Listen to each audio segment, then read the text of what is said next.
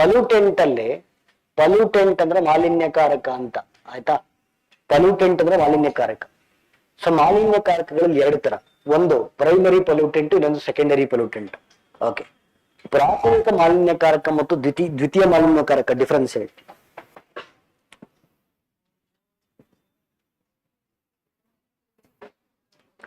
ಪ್ರಾಥಮಿಕ ಮಾಲಿನ್ಯಕಾರಕ ಮತ್ತು ದ್ವಿತೀಯ ಮಾಲಿನ್ಯಕಾರಕ, primary pollutant, secondary pollutant.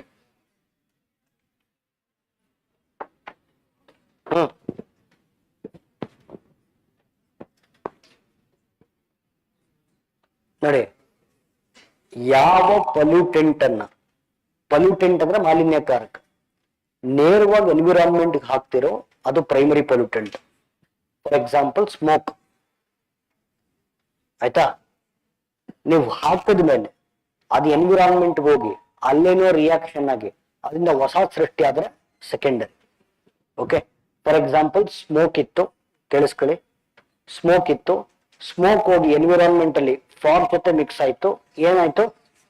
Smog ಆಯ್ತು. Smog is called secondary, where smoke is called primary. ಆಯ್ತಾ. ಯಾವ ಮಾಲಿನ್ಯಕಾರಕವನ್ನ ನೇರವಾಗಿ ಪರಿಸರಕ್ಕೆ ಬಿಡುಗಡೆ ಮಾಡ್ತಿರೋ ಅದು ಪ್ರೈಮರಿ, ಆಯ್ತಾ. ಅದು ಪರಿಸರಕ್ಕೆ ಹೋಗಿ ಅಲ್ಲೇನೋ ಮಿಕ್ಸ್ ಆಗಿ ಇನ್ನೊಂದು ಸೃಷ್ಟಿ ಆದ್ರೆ ಸೆಕೆಂಡರಿ, ಆಯ್ತಾ. ಈಗ ಇನ್ನೊಂದು ಎಕ್ಸಾಂಪಲ್ ಕೊಡೋಣ, ಬೆಸ್ಟ್ ಎಕ್ಸಾಂಪಲ್ ಕೊಡ್ತೀನಿ ನೋಡಿ. ಓಕೆ, ಮ್ಯಾನುಫ್ಯಾಕ್ಚರಿಂಗ್ ಮಾಡಬೇಕಾದ್ರೆ ಇಂಡಸ್ಟ್ರೀಸ್ ಅಲ್ಲಿ ಮ್ಯಾನುಫ್ಯಾಕ್ಚರಿಂಗ್ ಮಾಡಬೇಕಾದ್ರೆ ವಾಲಟೈಲ್ ಆರ್ಗ್ಯಾನಿಕ್ ಕಾಂಪೌಂಡ್ ಅಂತ ಒಂದು ಕೆಮಿಕಲ್ ಇದೆ. ಇಂಡಸ್ಟ್ರೀಸ್ ಅಲ್ಲಿ ಮ್ಯಾನುಫ್ಯಾಕ್ಚರಿಂಗ್ ಮಾಡಬೇಕಾದ್ರೆ ವಾಲಟೈಲ್ ಆರ್ಗ್ಯಾನಿಕ್ ಕಾಂಪೌಂಡ್ ಅಂತ ಒಂದು ಕೆಮಿಕಲ್ ಇದೆ. ಇದು ನೈಟ್ರಸ್ ಡೈಆಕ್ಸೈಡ್ ಜೊತೆ ಮಿಕ್ಸ್ ಆದ್ರೆ ಏನ್ ಬರುತ್ತೆ? ಓಝೋನ್ ಬರುತ್ತೆ. ಓಕೆ, ಅಲ್ಲಿಗೆ ಇದು ಪ್ರೈಮರಿ ಪೊಲ್ಯೂಟೆಂಟಾ? ಮಾತಾಡಿ ಸರ್. ಪ್ರೈಮರಿ ಪೊಲ್ಯೂಟೆಂಟ್ ಇಲ್ವಾ? ಹೌದಾ ಇಲ್ಲ? ಅದು ಹೋಗ್ಬಿಟ್ಟು ರಿಯಾಕ್ಟ್ ಆಗಿ ಹೊಸ ಸೃಷ್ಟಿ ಆಯ್ತು, ಇದು secondary pollutant. Yes or no? Volatile organic compound nitrous dioxide ಜೊತೆ ಮಿಕ್ಸ್ ಆದ್ರೆ ಬೈ ಪ್ರಾಡಕ್ಟ್ ಆಗಿ O3 ಬಂದ್ಬಿಡುತ್ತೆ. ಓಕೆ, ಓಝೋನ್ ಬರುತ್ತೆ. ಇದನ್ನ ನಾವೇನ್ ಕರಿತೀವಿ? ಗ್ರೌಂಡ್ ಲೆವೆಲ್ ಓಝೋನ್ ಅಂತ ಕರಿತೀವಿ. Yes or no? ಅಥವಾ ಆರ್ಟಿಫಿಷಿಯಲ್ ಓಝೋನ್ ಅಂತ ಕರಿತೀವಿ, ಅಥವಾ ಮ್ಯಾನ್ ಮೇಡ್ ಓಝೋನ್ ಅಂತ ಕರಿತೀವಿ, ಅಥವಾ ಟ್ರೋಪೋಸ್ಫೆರಿಕ್ ಓಝೋನ್ ಅಂತ ಕರಿತೀವಿ. ಈ ಓಝೋನ್ ಉಸಿರಾಡಿದ್ರೆ ಹೊಡೆಯಾಕ್ಸ್ಕೊಳ್ಳೋದ್ರಿಂದ it is also called bad ozone. ನೆನಪಿದೆಯಾ? ಇದೆಯಾ? ನಾನ್ ನೆನಪಿದೆ. B1, B2, B3, B4. Okay, anyway see, ozone stratosphere ನಲ್ಲಿ ಇದ್ರೆ ಅದು ಗುಡ್ ಓಝೋನ್. ಸ್ಟ್ರಾಟೋಸ್ಫಿಯರ್ ನಲ್ಲಿ ಇದ್ರೆ ಗುಡ್ ಓಝೋನ್.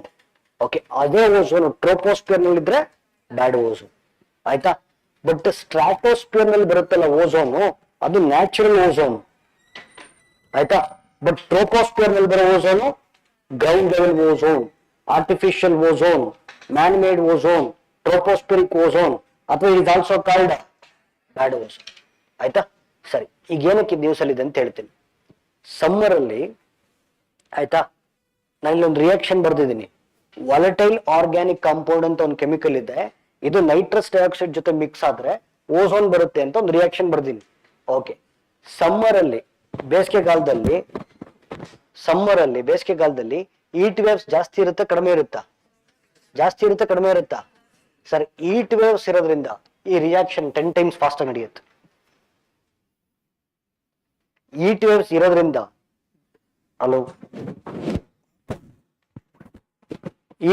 ಇರೋದ್ರಿಂದ ಸಮ್ಮರ್ ಸೀಸನ್ ಅಲ್ಲಿ ಈ ರಿಯಾಕ್ಷನ್ 10 times ಫಾಸ್ಟ್ ನಡೆಯುತ್ತೆ. ಅಲ್ಲಿಗೆ ಹೇಳಿ, ಸಮ್ಮರ್ ಏರ್ ಪೊಲ್ಯೂಷನ್ ಇಂದ ಗ್ರೌಂಡ್ ಲೆವೆಲ್ ಓಝೋನ್ ಫಾರ್ಮೇಶನ್ ಹೇಳಿ ಸರ್.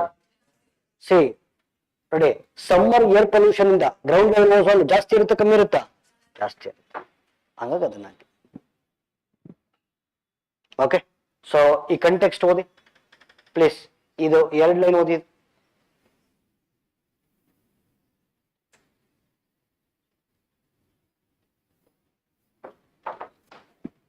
ಓಕೆ, ನಿಮಗೆ ಗೊತ್ತು ಈ ಸತಿ ಸಮ್ಮರ್ ಬಹಳ ಕೆಟ್ಟದಾಗಿತ್ತು, ಹೌದಾ ಇಲ್ಲ? Yes or no? Okay, summer ತುಂಬಾ ಶಾಖ ಜಾಸ್ತಿ ಇದ್ದಿಂದ ಹೀಟ್ ವೇವ್ಸ್ ಏನಾಗಿತ್ತು, ಆದ್ರಿಂದ ಗ್ರೌಂಡ್ ಲೆವೆಲ್ ಓಝೋನ್ ಫಾರ್ಮೇಶನ್ ಜಾಸ್ತಿ ಇತ್ತು. ಹಾಗಾದ್ರೆ ಈಗ ಫಾಸ್ಟ್ ಆಗಿ, ಓಕೆ, ಎಸ್ ನೋಡೋಣ ಹೆಂಗ್ ಕನೆಕ್ಟ್ ಮಾಡ್ತೀರಾ. ಎನ್ವಿರಾನ್ಮೆಂಟ್ ಮುಗ್ದಿರೋರು. ಹಾ ಸರಿ, ಏರ್ ಪೊಲ್ಯೂಷನ್ ಕಂಟ್ರೋಲ್ ಮಾಡ್ತಕ್ಕಂಥ ಭಾರತ ಸರ್ಕಾರದ ಕಾಯ್ದೆ ಯಾವುದು? Air act 1981. Yes or no? Air pollution sound ಕೇಳುತ್ತಾ? ಲಾಸ್ಟ್ ಕೇಳುತ್ತಾ? Okay. Air pollution prevention act 1981. Okay. ವಾಯು ಮಾಲಿನ್ಯ ನಿಯಂತ್ರಣ ಕಾಯ್ದೆ 1981. ಸರಿ, ಏರ್ ಆಕ್ಟ್ ನ ಇಂಪ್ಲಿಮೆಂಟ್ ಮಾಡ್ತಕ್ಕಂಥ ಶಾಸನಬದ್ಧ ಸಂಸ್ಥೆ ಯಾವುದು? CPCB, central pollution control board. ಆಯ್ತಾ? ಬಟ್ NCR ಭಾಗದಲ್ಲಿ, NCR ಅಂದ್ರೇನು? ನ್ಯಾಷನಲ್ ಕ್ಯಾಪಿಟಲ್ ರೀಜನ್, ರಾಷ್ಟ್ರೀಯ ರಾಜಧಾನಿ ಪ್ರದೇಶ. ಹಂಗಂದ್ರೇನು? ದೆಹಲಿ, ಹರಿಯಾಣ, ಉತ್ತರ ಪ್ರದೇಶ, ರಾಜಸ್ಥಾನ, ಈ 4 ರಾಜ್ಯಗಳ 24 ಜಿಲ್ಲೆಗಳನ್ನು ಸೇರಿಸಿ ನಾವೇನ್ ಕರಿತೀವಿ? NCR. ಓಕೆ. ಅಲ್ಲಿ ಪಂಜಾಬ್ ಬರಲ್ಲ, ಬಿಹಾರ ಬರಲ್ಲ. ಓಕೆ. ದೆಹಲಿ, ಹರಿಯಾಣ, ಉತ್ತರ ಪ್ರದೇಶ, ರಾಜಸ್ಥಾನದ 24 ಜಿಲ್ಲೆಗಳನ್ನು ಸೇರಿಸಿ ನಾವೇನ್ ಕರಿತೀವಿ? NCR, ನ್ಯಾಷನಲ್ ಕ್ಯಾಪಿಟಲ್ ರೀಜನ್, ರಾಷ್ಟ್ರೀಯ ರಾಜಧಾನಿ ಪ್ರದೇಶ ಅಂತ ಕರಿತೀವಿ. ಈ CPCB ಕೈಲಿ, ಓಕೆ, CPCB ಕೈಲಿ NCR ರೀಜನ್ ಅಲ್ಲಿ ಏರ್ ಪೊಲ್ಯೂಷನ್ ಕಂಟ್ರೋಲ್ ಮಾಡಕ್ ಸಾಧ್ಯ ಆಗ್ತಾ ಇಲ್ಲ. ಅದಕ್ಕೆ ಸುಪ್ರೀಂ ಕೋರ್ಟ್ ಏನ್ ಮಾಡುತ್ತೋ? ಸುಪ್ರೀಂ ಕೋರ್ಟ್ ನೋಡಿ, ಇಲ್ಲಿ ನಿಮ್ಗೆ ಆಲ್ರೆಡಿ ಗೊತ್ತು, ಎನ್ವಿರಾನ್ಮೆಂಟಲ್ ಪ್ರೊಟೆಕ್ಷನ್ ಆಕ್ಟ್ 1986 ಅಂತಿದೆ, ಪರಿಸರ ಸಂರಕ್ಷಣಾ ಕಾಯ್ದೆ 1986. ಇದನ್ನು ಇಂಪ್ಲಿಮೆಂಟ್ ಮಾಡ್ತಕ್ಕಂಥ ಶಾಸನಬದ್ಧ ಸಂಸ್ಥೆ ಯಾವುದು? ಎನ್ವಿರಾನ್ಮೆಂಟಲ್ ಪೊಲ್ಯೂಷನ್ ಕಂಟ್ರೋಲ್ ಅಥಾರಿಟಿ, ಪರಿಸರ ಮಾಲಿನ್ಯ ನಿಯಂತ್ರಣಾ ಪ್ರಾಧಿಕಾರ. ಇವ್ರನ್ನ ಕರ್ಸಿದ್ರು. ಓಕೆ. EPC ಏನ್ ಮಾಡ್ತು? NCR ಭಾಗದಲ್ಲಿ EPC ಏನ್ ಮಾಡ್ತು? NCR ಭಾಗದಲ್ಲಿ ಏರ್ ಪೊಲ್ಯೂಷನ್ ಕಂಟ್ರೋಲ್ ಮಾಡ್ಲಿಕ್ಕೋಸ್ಕರ ಸಪರೇಟ್ ಗೈಡ್ ಲೈನ್ಸ್ ಅನ್ನು ಬಿಡುಗಡೆ ಮಾಡ್ತು. That is called as GRAP, graded response action plan. ಆ ಗ್ರಾಪ್ ಇನ್ವೋಕ್ ಆಗಿದೆ ಅಂತ. ಈಗ ಇಲ್ಲಿಂದ ಇಲ್ಲಿವರೆಗೂ ಹೋದ್ರು. Okay. So what is GRAP? Graded response action plan ಅಂದ್ರೆ ಏನು? NCR ರೀಜನ್ ಅಲ್ಲಿ, ನ್ಯಾಷನಲ್ ಕ್ಯಾಪಿಟಲ್ ರೀಜನ್ ಅಲ್ಲಿ ಏರ್ ಪೊಲ್ಯೂಷನ್ ಕಂಟ್ರೋಲ್ ಮಾಡ್ಲಿಕ್ಕೋಸ್ಕರ EPCA, environmental pollution control authority ಬಿಡುಗಡೆ ಮಾಡಿರ್ತಕ್ಕಂಥ ಸಪರೇಟ್ ಗೈಡ್ ಲೈನ್ಸ್ ಅನ್ನ ಗ್ರಾಪ್ ಅಂತ ಕರಿತೀವಿ. ಆಮೇಲೆ ಗೊತ್ತಿರ್ಲಿ, ಯಾವುದೇ ಕಾರಣಕ್ಕೂ ಇದನ್ ಕಟ್ಟಾಯ್ತಾ ಇಲ್ಲದ? ಕಟ್ಟಾಗತ್ತಾ? ಓಕೆ. ಎನಿವೆ, ಯಾವುದೇ ಕಾರಣಕ್ಕೂ ಗ್ರಾಪ್ ಅನ್ನ ಬಿಡುಗಡೆ ಮಾಡಿರೋದು CPCB ಅಲ್ಲ, EPCA. Yes or no? GRAP ಅನ್ನ ಬಿಡುಗಡೆ ಮಾಡೋದು CPCB ನ EPCA ನ? EPC. ಬಟ್ ಸ್ಟಿಲ್ ಗ್ರಾಪ್ ಬಂದ್ರೂ ಕೂಡ NCR ರೀಜನಲ್ ಪೊಲ್ಯೂಷನ್ ಕಂಟ್ರೋಲ್ ಆಗಿಲ್ಲ. ಗ್ರಾಪ್ ಬಂದ್ರೂ ಕೂಡ NCR ರೀಜನಲ್ ಪೊಲ್ಯೂಷನ್ ಕಂಟ್ರೋಲ್ ಆಗಿಲ್ಲ. ಅದಕ್ಕೆ ಮಿನಿಸ್ಟ್ರಿ ಆಫ್ ಎನ್ವಿರಾನ್ಮೆಂಟ್ ಏನ್ ಮಾಡ್ತು?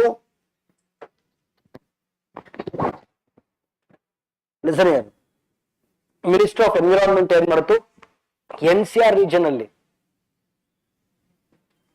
ಕರೆಂಟ್ ಹೋಗಿ ಬಂತಲ್ಲ, ಕಟ್ಟಾಗತ್ತು. ಕರೆಕ್ಟ್ ಇದೆಯಾ? ಚೆಕ್ ಮಾಡ್ತೀರಿ ಅವಾಗ. ಸರಿ. ಸೊ ಯಾವಾಗ ಗ್ರಾಫ್ ಕೂಡ ವರ್ಕ್ ಆಗ್ತಿಲ್ಲ ಅಂತ ಗೊತ್ತಾಯ್ತು, ಆ ಮಿನಿಸ್ಟ್ರಿ ಆಫ್ ಎನ್ವಿರಾನ್ಮೆಂಟ್ ಏನ್ ಮಾಡ್ತು? NCR ರೀಜನ್ ಅಲ್ಲಿ ಏರ್ ಪೊಲ್ಯೂಷನ್ ಕಂಟ್ರೋಲ್ ಮಾಡ್ಲಿಕ್ಕೋಸ್ಕರ ಒಂದು ಪ್ರತ್ಯೇಕ ರಾಷ್ಟ್ರೀಯ ಸಂಸ್ಥೆಯನ್ನು ಜಾರಿಗೆ ತಂತು. ಇದನ್ನ commission for air quality management ಅಂತ ಕರೀತು. Okay. It's a dedicated national organization which is responsible to prevent air pollution in NCR region. Okay. So ರಾಷ್ಟ್ರೀಯ ರಾಜಧಾನಿ ಪ್ರದೇಶದಲ್ಲಿ ವಾಯು ಮಾಲಿನ್ಯವನ್ನು ತಡೆಗಟ್ಟಲು ಸ್ಥಾಪಿಸಲಾಗಿರುವ ಪ್ರತ್ಯೇಕ ರಾಷ್ಟ್ರೀಯ ಸಂಸ್ಥೆಯನ್ನ CAQM ಅಂತ ಕರೀತಾರೆ, commission for air quality management ಅಂತ. ಅದು ನ್ಯೂಸ್ ಅಲ್ಲಿ. ಓಕೆ. ಸೊ ನಾನು ಏನೇನು ಹೇಳಿದ್ದೀನಲ್ಲ ಅವೆಲ್ಲ ಹಾಕಿರ್ತೀನಿ ಇಲ್ಲಿ. ಗ್ರಾಪ್ ಅಂದ್ರೇನು, CAQM ಅಂದ್ರೇನು, ಆಯ್ತಾ? ಸರಿ.